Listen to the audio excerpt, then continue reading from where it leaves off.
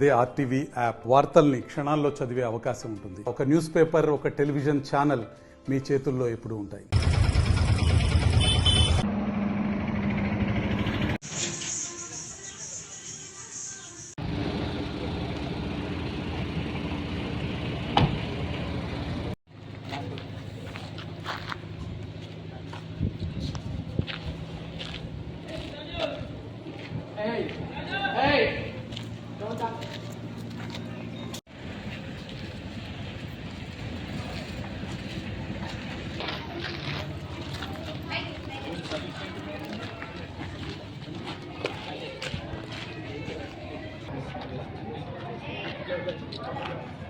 చెప్పేసి tribal area ఉంది sir. అక్కడ most of the people Gonds నుంచి ఉన్నారు సార్.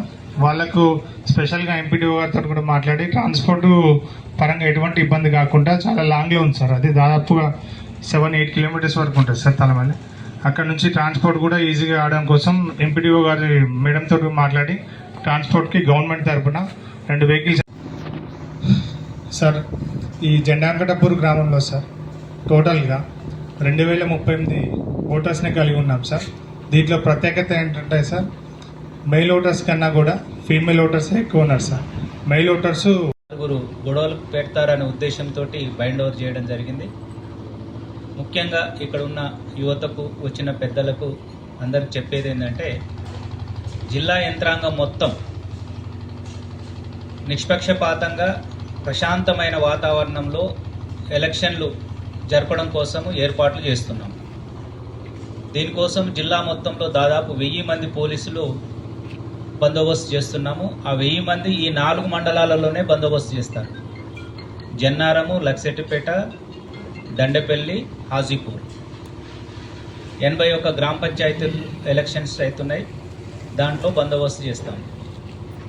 గత వారం రోజుల నుంచి కూడా మీ అందరికీ తెలుసు, మా ఎస్ఐ గారు, సిఐ గారు, ఏసీపీ గారు 1-2 సార్లు తిరగడము, పోలింగ్ స్టేషన్స్ చూడడము, లొకేషన్స్ చూడడము, ఇవన్నీ చేస్తున్నారు. ఇవన్నీ చేసేది ఏంటంటే, మీ యొక్క సర్పంచ్ని, మీ యొక్క వార్డ్ మెంబర్లని మీరే ఎన్నుకుంటారు.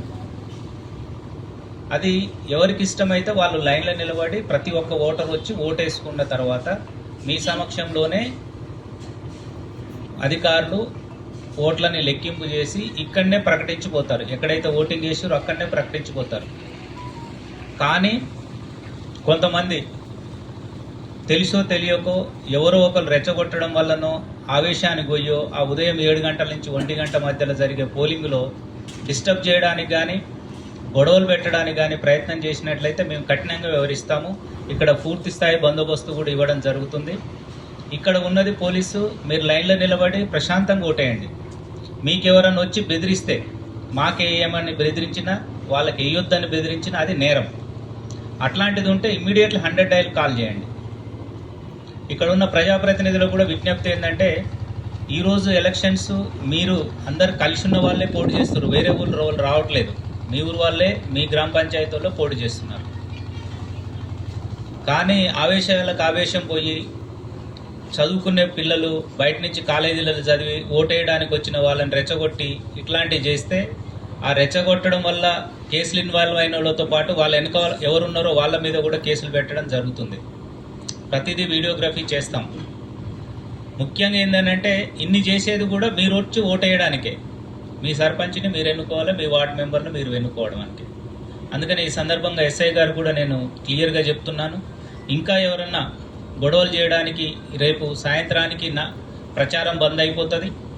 ఆ తర్వాత డ్రై డే ఉంటుంది.